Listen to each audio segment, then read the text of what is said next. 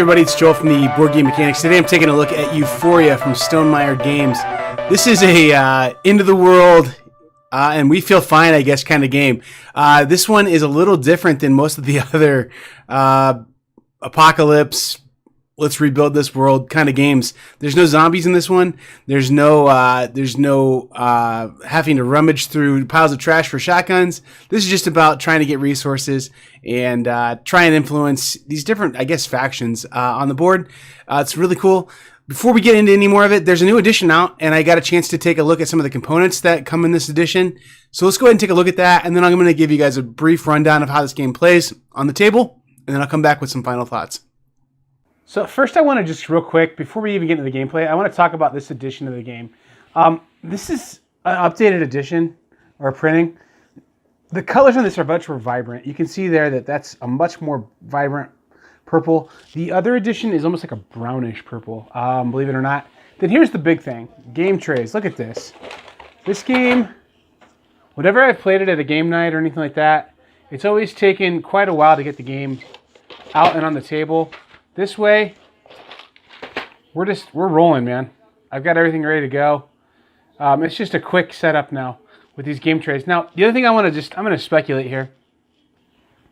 Look at all these blank spots over here. And then these tiles could easily all fit into much less space. So, I mean, like, I've got them all in those two spots. So, I think that we have room for future expansions, which I know there has been an expansion announced. It's been in development. Last I heard, which was when we did an interview with Jamie, they were still working on the artwork, but that was back in like maybe March or April. So I would guess an expansion is going to be coming for this guy. The board and everything still looks pretty well the same. And I don't know, just these game trays really do make the game a lot more quick to get to the table, a lot more accessible. This is the board for Euphoria, and I'm kind of simulating a little bit of what maybe a little bit started game would look like. And so I do need to pan up here just a little bit, just to give you guys another brief look at the top of the board here. So there is more at the top here. I'm panned a little close, but I want you guys to be able to see details on the board when I'm doing some like pseudo play here. Let's just go ahead and take a tour of the board real fast. Basically, the first thing I want you to notice up here, and then I'm going to pan down, is that this is the Icarite faction up here. The Icarite faction is known for a couple things. They make this resource called Bliss. And what Bliss does is it makes you, I guess, happy. It makes you blissful. But it's useful for a number of things. Mostly it's useful when you retrieve your workers. But it can be used throughout the game for just different things. And so that's kind of a unique resource that there is out there. It's a little different in that it's like hypothetical. Like I don't know what you would say bliss really is, unless you just thought it's happiness, or maybe to go with the dystopian theme, maybe that's fresh air. Maybe that's the only place where you can get fresh air. I'm going to go ahead and pan down here and look at these other three factions that all kind of operate the same way a little bit. This is basically the Euphorians, and they're trying to tunnel down to the Subterran, and the Subterrans are trying to tunnel up to the Wastelanders, and then the Wastelanders are trying to tunnel over the Euphorians. So there's this weird triangle of like stealing or trying to like get each other's resources from each other. So let's take a look at how this works. I'm going to go ahead and pan all the way down to this. This whole triangle is in view here. So there are several different kinds of spaces where you can place things. Some of them have dotted lines around them, so I don't know that you can see that real well. I'm going to make it so you can't see that real well, because I think that's important. So let's go ahead and take a look here. I can't go here yet, so we'll go ahead and talk about that right now. This is, I can't go there because the tunnel's not complete. So I need to complete the tunnel in order to get this really powerful space unlocked. But even then, this is a different kind. This is a dotted line, but it's a dotted line of a specific color. So that dotted line means that you must have allegiance to that particular faction in order to utilize that space. So that's one way we do dotted lines. The other one, too, is we'll take a look here at the subterranean space. This dotted line right here is basically another one where you don't have to have allegiance to the Subterran to go there. You can dig in that tunnel and get that water from them if you're aligned to anybody. If you have, like people in front of you that are from any territory or any, faction, however you want to describe them. But what's going to happen is as you go to these places, you're going to, advance these tracks down here, this allegiance track. So this is where I'm getting allegiance from. So let's go ahead and pan over to that allegiance track. I'm going to zoom back out so you can see more of the board here. This allegiance track over here. Let's go ahead and go over there. That allegiance track is going to keep moving its way up. And when it goes up, it's going to give you different benefits to different spots. So the Icarite is a little bit different. In that instead of being able to get both resources when you go to a spot, when you get to the second tier, it's going to involve cards instead of getting both resources. So they function differently in a lot of ways than the other territories. But what happens is as you advance these things, so let's say I did advance the Wastelanders up that high, I take this little chit here and I put it here. And so instead of it being an or space, it's now an and space because we've got enough allegiance to them and we're to the point where they've gotten strong enough as a society that they can say, hey, when you come here, you know what? You're going to pay in orange dust because we really love oranges. We need oranges. But then you can have one of our bricks and you can have a card because we want to give you an artifact as well. So that's kind of important with this allegiance track that it keeps moving up. But then this is also one of those great spaces where you can bump people. So I want to talk about bumping people real quick. Let's say, let's go with green here. So you have an available workers pool. So he has a worker here and then he has 2 available workers here. So let's say that this is, he has, 3 plus 6. And then he has over here in this top corner here, I got to go ahead and show that too. In the intelligence, like residual intelligence track up there, he's got a 6. So we're looking at this guy, he's got a total of 6 plus 6 plus 3. He has 15. So if he gets 16 or more, he loses a worker. So I'm going to say that I'm a clever player. And let's just say that this was set up this way. That in the Wastelanders, there was a green die there. And it's my turn, I'm the red player. So I've got a couple of really interesting choices I have to make here. The other thing I want to talk about is this construction site. This construction site is going to flip once the player number is equal to the number of die there. So if I'm red, I see there's 2 die on that construction site, I might want that to flip. And I'll tell you why I might want that to flip. When this flips over, the way how I place there is I just put one of my goods there that matches the symbol, and then I place my die there. And now we have 3 there. We have 3 goods there. That construction site's completed now. So that was a possibility of what I could have done on my turn. I could have paid a brick, placed a die there. This is a solid outline square. So that one means that it's not going to be able to be bumped. You can't bump people from that spot. However, I can recall from that spot. So if I'm hard up for die, I can recall from there. But I can't bump this green die from that spot. It's there. I can't try and use that spot until he recalls it voluntarily. But what's going to happen is if I place my 3rd die there, then this site's going to flip over. It's kind of clever how they do this. It covers those die spots up and opens up new spots for placement. But then what's going to happen is the color of die that were there, we're all going to stick one of our stars there. So the whole point of this game is to get rid of these stars. It's kind of a race. That's how you win, is by getting all 10 of your stars out. So that's a good thing for me. I want to get a star out there. And then black and green would stick a star there as well. And then later you could go ahead and get a star placed on that spot and not have to face, there's a penalty if you don't have a star there. So this one says, if you didn't put a star there, you gain intelligence whenever you place a star. That's nasty. That's real bad because intelligence up here, as we're going to find out, is a really rough thing. So this intelligence track is basically saying that you add up all the pips of your available workers. And once you have all your available workers figured out, then you're going to go ahead and if it's over 16 or equal to 16, it's going to go ahead and mess you up a little bit because there's the revolution that happens. The people got too smart. They figured out you were duping them. So the smartest worker is going to leave. He leaves your pool, and you're left with only the workers that are kind of not leaders or don't know what's going on. So that's actually going to happen in this scenario because these were the available workers we said for green. Well, then they have this worker that becomes available to them. So they immediately roll it. Oh, man, another 6. That is bad because now I have 15 plus this 6 on this track. You're up at 21. That's way over 16. So your smartest worker is going to leave. This goes out of the pool. You're going to have to recruit a new worker. That means that you've basically wasted a placement. So that's why you need to make sure that your available worker pool is pretty limited. And that's where these spaces up here can be. They kind of are places for your guys to kind of hide out, kind of just chill for a little while. This guy's still not doing too bad because he's got 3 workers available still to him. And then what he could do is he could say this 6 here, I don't want that to happen again. I don't want to get this guy bumped out, and I don't want to have this happen again where I lose another worker. Because if this gets bumped out, let's say black goes here now, I've got to re-roll this one. And now look at this. I've got 7, 13, plus 6. I've got a lot there. I've got, the 6 intelligence of residual up here. That's really hurting me if I'm the green player. But what I could do, instead of letting that guy do that, instead of letting me have that problem, is I could bump my own worker out with that. So now look, I just got one of my other die back. I can re-roll that. I got this placement again. So that bumping mechanism in there, it's really clever how you're going to use it to try and mess other people up, but also kind of keep your guys safe. So kind of neat. I really haven't even gotten to the main point of this game yet, which is that you are trying to get stars on these spots here and on these construction sites and just various ways that you can get stars out. You can put them on your player cards, which I haven't even talked about yet. But once you get all 10 stars out, the game's over. You've won. Then there's several tiebreakers that could happen because sometimes there will be a tie. Sometimes that you and someone else could put your last star out on a construction site at the same turn. Then there's some tiebreakers about, how you determine a winner after that.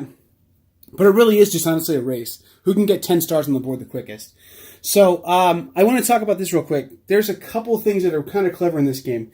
One are these are your player, guides saying, hey, gold, stone, clay, any resource. Those symbols mean that. All these things in there, which are really helpful, but there's a little secret here. On the back, you have an ethical dilemma. So let's see if we can get this to zoom and focus on that. This is our ethical dilemma.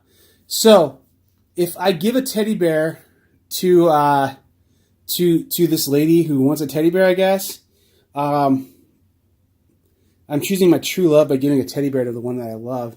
Then I get to draw 2 recruits and keep 1. We haven't even talked about recruits yet. I'll talk about that in a second. But that's a way to get a 3rd recruit to work for you. Accepting an assigned match, I put a star on there. So it's a way to get a star out quicker. So it feels like getting extra recruits is really powerful, but getting stars out is the whole point of the game, right? So I don't know. It's kind of tough. So let's talk about recruits here real quick. These are recruits. You start off with 2 recruits in the game. You get dealt 4. You keep 1 face down, 1 face up. So here is I really like Gidget the Hypnotist because she allows me to lose intelligence instead of gaining morale when I withdraw people with goods. So when I want to bring all my die back, one of the actions I can take is paying a citrus or a bliss to recall all my workers, or I can pay in morale. Like I'm going to overwork them and make morale drop. Well, on this one, if you pay the good, your morale normally goes up too. You're saying, hey, I'm going to keep you guys well fed. You're going to be happy to work for me, happy to be a part of my camp. On this one, it says if you play with bliss, then you can make them lose intelligence instead of gaining morale. So sometimes your morale's maxed out and you want to lose intelligence.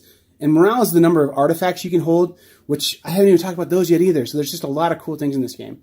But then I had this face down one as well. And so when it gets to certain criteria of the game, I can flip this over and get to use this one as well. But the other thing too is now I have allegiance to this faction as well. So that those spaces that are outlined in a specific color, I now have 2 of those available to me.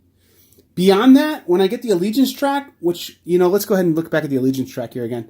Let's go down and look at the allegiance track right there. See it? At the very bottom of the board, there's a star at the end. If I can maximize the allegiance track out for any of those factions, now I get to put stars on my workers. So that's another way to get stars out there. The final thing I do want to talk about that is a big part of this game, and I see where this could be a cool mechanic or some mechanics could come out of it, are these artifact cards. These are basically artifacts from the old world. A book. That's kind of cool. A teddy bear. Glasses. Sometimes it matters what these are, and getting matches definitely matters, but most of the time you're just spending these as resources, saying, hey, I'm going to ditch 3 of these cards as a cost in order to do something. So like up here, let's go ahead and look up here at the Arc of Fractured Memories. I'm going to pay 3 cards. The costs are always in the gray background ones. And then I'm going to get a star and get some allegiance to that faction by going there. So kind of a cool thing that you can pay those cards, those artifacts to get stars out. And this is something else that I didn't even mention yet. These little areas here, those little star-shaped things, actually do hold stars. That's where we put some stars at. So that's pretty cool that I could, say if I did meet that criteria, I would get one of the empty spots on there. I leave the number of spots empty equal to the number of players there are, and I can put a star there. And that's a way to get rid of stars as well. So just a cool game, all about getting rid of your stars as quick as you can by placing die as workers to get resources. Oh man, there's so much I need to talk about in this game. There's one more thing I do want to talk about real quick that wouldn't be fair for me to not mention. These big boxes here can hold as many people as you want to have in there, okay? So this is a possibility that we could have this many die in there before someone recalled. The cumulative sum determines which column you get. So when this guy first placed in here, he got to move the Euphorian allegiance track up one, and he got one electricity. Well, then when I placed in here with this, it went up to 6, so that's in the next column. And then when I placed again, it went up to the 9+. So I got 2 electricity, but then they're gaining intelligence. They're figuring out the world. And then this person can go there as well, get 2 electricity as well. So you get more resources, but it dings you a little bit, and then you gain intelligence. And intelligence over here in this track is always something you have to be aware of, always something you have to be worried about. But these can't be bumped because of the solid line, and the idea that it's big, a big space, means that several die can set in that spot. So the cumulative total is how we get our rewards. There's more to this game than just this. The rules explanation that is done online that's the best is about 30 minutes long. So for me to go through all the rules, I would need to spend quite a bit more time, but I think this gives you a really good idea of how the board works, how the general mechanic of the game works. And now we can go back to the studio and we can go ahead and get some thoughts on this.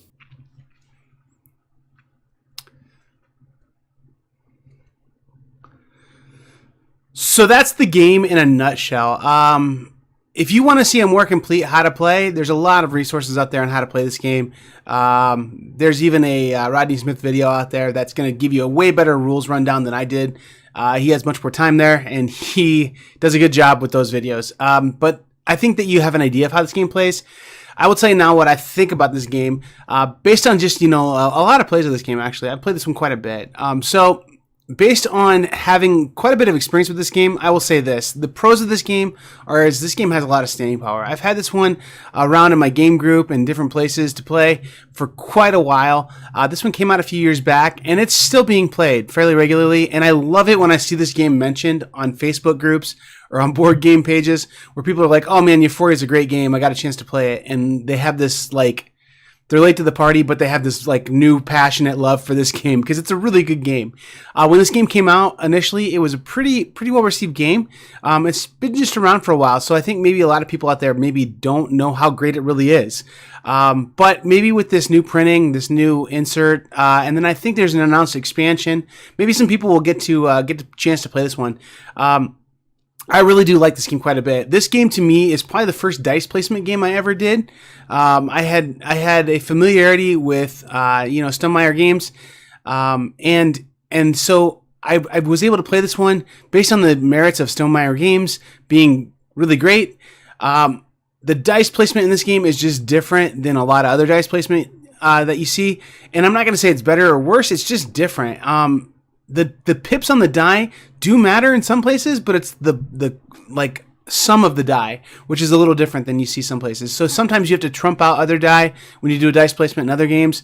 This one you don't have to do that, and it's kind of neat that you can bump up what you're getting by using better die. Sometimes you want to use worse die because you might want to try and get that next tier down, just depending on what you need. So it's kind of important what's on the die as far as pips go.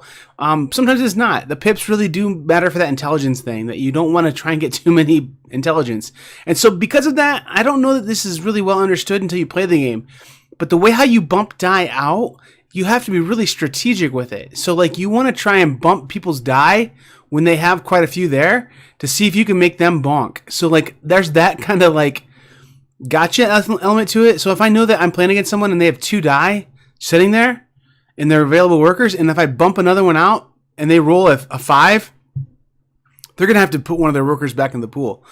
So that's kind of a cool thing. You can also use it to your own benefit too. So you kind of are keeping an eye on where these die are at, and you want to bump them out so that they come back to you when you have low pips. So they're okay, I can roll this die and I'm not going to have to worry about hitting 16. So that element of the intelligence thing, I think it's when you see it in a review like this, or when you see it in how the mechanics work of this game, you don't understand the fullness of it, about how you can kind of force other people's hands, but you can also try and use it to your advantage to try and keep your workers available and working. It's just an interesting thing that you kind of have to experience to really fully appreciate it, I think. So I do fully appreciate that. I think it's one of the really strong parts of this.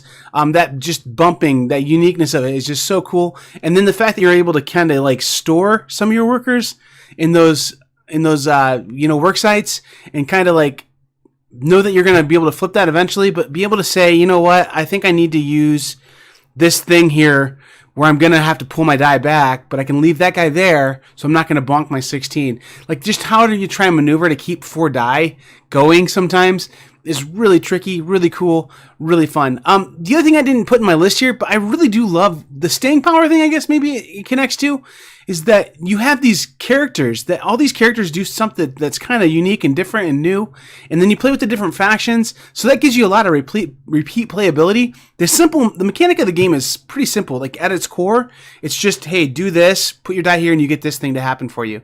But then when you start, like, putting your allegiance to other factions, they all kind of have a little different way that you're going to try and use them. So if you know that you can, dig and get really good, cheap electricity, well, then you're going to start saying, well, how can I use my electricity to better, get to the next phase of the game or get more stars out versus water versus, the produce. So, the other thing too is the faction up there in the sky, the way how they're just so unique too. If you get one of those green cards, you're trying your best to like try and figure out how to do that, but it just plays differently enough that you're like, man, in order for me to get a star on this or to flip these over, I've really got to work that track at the bottom of the board there. But then also I know there's a lot of power up here in the sky, using this bliss and getting all these things to happen for me. So I think that's really neat too. Kind of a unique thing to like that faction that makes you have a little better replayability. So another positive I have for you too is the production value in this game is top notch. I mean, just amazing. This is what we come to expect from Stonemaier Games. Basically, these game trays are coming in all their games standard now, it feels like. We have seen them in My Little Scythe. We've seen them in Between Two Castles of Mad King Ludwig. Now in this, these game trays are just a phenomenal addition to a game. And I'm going to tell you, it takes the setup and teardown time for a game like this down to next to nothing. So this is going to see the table a lot because of those game trays. And I personally, I always feel like, man, do I want to pay $20 for that insert and put it in there? I think the way how Jamie's been able to say, I'm going to save money on these cardboard components for the insert and upgrade them a little bit, maybe pass a little bit of a price increase to the consumer, it's way worth it.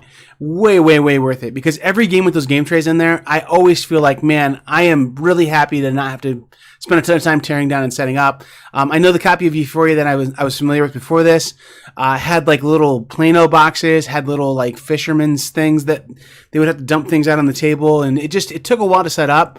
The game trays do just make it a lot quicker. You put the like player stuff out, and they just grab their player components. And then, hey, man, I'm ready to go. And you pass that around like almost like communion or something. You take your player components out and then you pass it around. And then all the resources, you can just set those on the edge of the table now. You don't have to put them on the board anymore. I think that kind of helps too to keep the clutter down, makes it quick for tear up and set down. And then your little like tokens and everything are all separated. It's just really quick, really great how that all works. So the game trays are a huge thing. The die on it, I at first, like the first time I've played this game, or the first few times I played this game, it bugged me. It was like, how many pips are on this? And sometimes it's 2 die, sometimes 1 die with 6 dots on it, but it becomes pretty second nature to you to know which die is which. And actually, I think I play this game enough now that I'm to the point where I'm able to just look at the picture on the die and identify what it is really quickly. So I know there's a little corner gear, oh, that's a 2. The one big gear in the middle, oh, that's a 6, So I mean, like, it's I wouldn't say better, but it's definitely second nature. I don't have to think about it. That is an adjustment you have to make, but I don't think it's a huge one that's a big problem. So this is also a great introduction to dice placement. So I'm trying to think right now if there's a game that I would bring in that's better dice placement to introduce it to people. Stone Age, to a degree, is dice placement, I guess.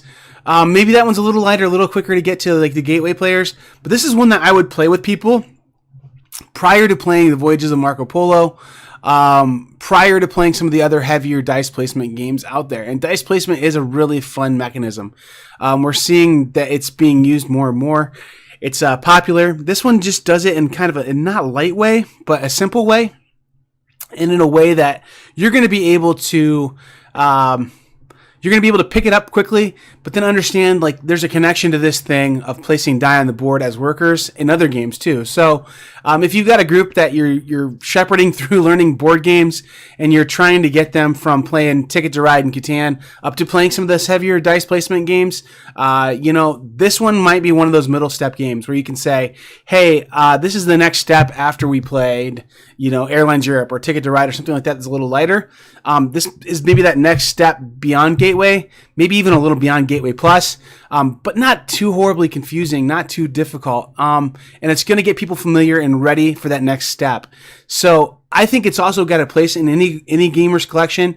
I'm kind of jumping ahead here with my wrench rating, but I think most people could benefit from having this because of that. But then also because I think personally, this game stands on its own merit. I want to play this game whenever it comes to the table. I really enjoy it. My podcast, available at bgmechanics.com. We're ranking our top 100 games right now. This one's surprisingly high on my list. Like, I was kind of shocked about how high it ended up after I did the engine to rank my games, but then I was like, man, no, really, I think that is about right. It's really high on my top 100 games. It's in my top 100 games. I really love this game. Really enjoy it. And then this new edition with the brighter, more vibrant colors on the box and the game trays makes it only better. Beyond that, I'm going to go ahead and speculate here. Jamie is totally sealed off information from me about the expansion. And I understand he wants to, market that thing the way he wants to. He wants to have that thing come out in the way that he'd like. He said, feel free to speculate. Well, all that room in there for extra cards and extra cardboard, I assure you, I think that 100% there are a bunch of new cards, a bunch of new artifacts coming out, and I think there's going to be rules about set collection that you can get sets to do something else with it. Like, I absolutely think that, because I did a review of this game a long time ago, and it's been deleted since because it's just, I didn't like it. My opinion still was high of it, but I in that review said, hey, I think that there could be more done with these artifacts. I think there's more where you could do set collection to do certain things. If you get, like 3 sets of balloons, you could do this thing for sure. Just things like that could happen that I think was really cool. Like, the art on there, there's too much good there to not have it do something else. So I think that there could be more done with that. And I also think that, like, my conspiracy theory is this thing was announced forever ago, this expansion, and they were waiting for art, is what I heard was the official story on it. Well, I know art takes a while, but look at like games like JB announces a game and it comes out like a week later, it feels like. So Wingspan popped out right away. And My Little Scythe was announced, it came out like 6 weeks later, something like that. So for them to say that this thing's on the horizon and then it not come out, I think it's undergone a major overhaul, and I think that it's going to be really robust and big, and I think this game is going to blow up. I think that the expansion on this is going to be more than just more stuff. I think it's going to be added mechanics. I think it's going to be extra things. That's my prediction. I hope I'm right. Even if it doesn't happen that way, even if the expansion isn't extra stuff, more mechanics, that's fine. This game is perfectly awesome, perfectly great on its own. So where am I at on this? With the cons, I don't have any. Like, I can't think of anything off the top of my head where I'm like, that's a really big warning I need to give you guys about this game. If you get it, then this. Maybe in the old editions, I would have said the tear down and set up is a little bit of a bear, but maybe.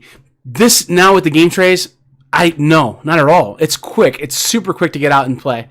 Just so quick. And so I don't know. I don't have a strong con to give you guys. So we do a wrench rating here on the Board Game Mechanics, kind of suggest games based on basically like where we think like a majority of gamers would enjoy this game at, where we suggest it for people. And a 5 out of 5 wrench is like unheard of.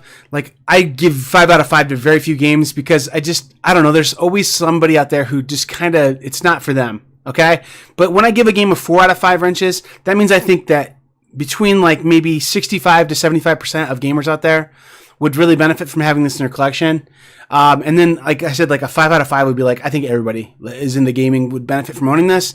This one I came remarkably close to wanting to give a 5 out of 5. I think, seriously, I can't think of hardly anyone that would not benefit from this game in their collection, having it available. Because you can play this one with family, you can play this one with whoever. But where did I put this one at? Well, I put this one at a 4.5 out of 5. So that means I personally think that between probably 75 and 90% of people out there who have a game collection, who play board games regularly, have a board game group, or play with even family, would benefit from having this game in their collection. It's really good. It's a really, really good game. And this is one that I am ready to put in the Hall of Fame. Maybe after Jason sees this review. I know he loves it too. We just haven't talked about putting it in the Hall of Fame. Maybe this one ends up in the Hall of Fame in 2019. So we'll see. I think Viticulture already made it in the Hall of Fame. So this will be the second Stonemaier game that we put into our Board Games Hall of Fame. But man, I think it's definitely worth it. I think this is the one that Jason and I probably agree on is a really rock solid Stonemaier game. Doesn't get as much love as like Scythe or Viticulture or some of the other things that are out there, but this one is just really good, really rock solid. And do yourself a favor and try and figure out a way to play it. That's it. If you guys have any questions or concerns, go ahead and leave a comment below.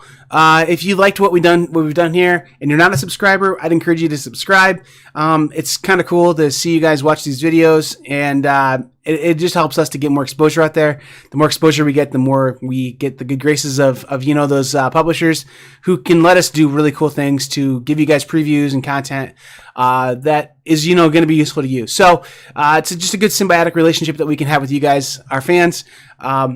If you are a sub, awesome, thank you. If you've not checked out our podcast, you can find that at bgmechanics.com. We're right now, as this video comes out, working through our top 100 games, like I mentioned before. It's been a really fun series. It's a great show for you guys to just listen to in the office. We're office friendly. We're family friendly. I think there's maybe been like 3 curse words in 50 episodes. And that was because we were talking about a game company that has a curse word in its name. So anyway, I think we're very family friendly, and we are very office friendly. We're safe for work. So, but we have fun. We're zany. We're a little silly. So anyway, thanks for watching, guys. I've been rambling long enough about my own stuff, but you know where to find it. If you don't remember, it's in the description here. 4.5 out of 5 wrenches. It's good for most everybody. I say try and figure out a way to play it if you can. For sure. Thanks for watching. Keep gaming.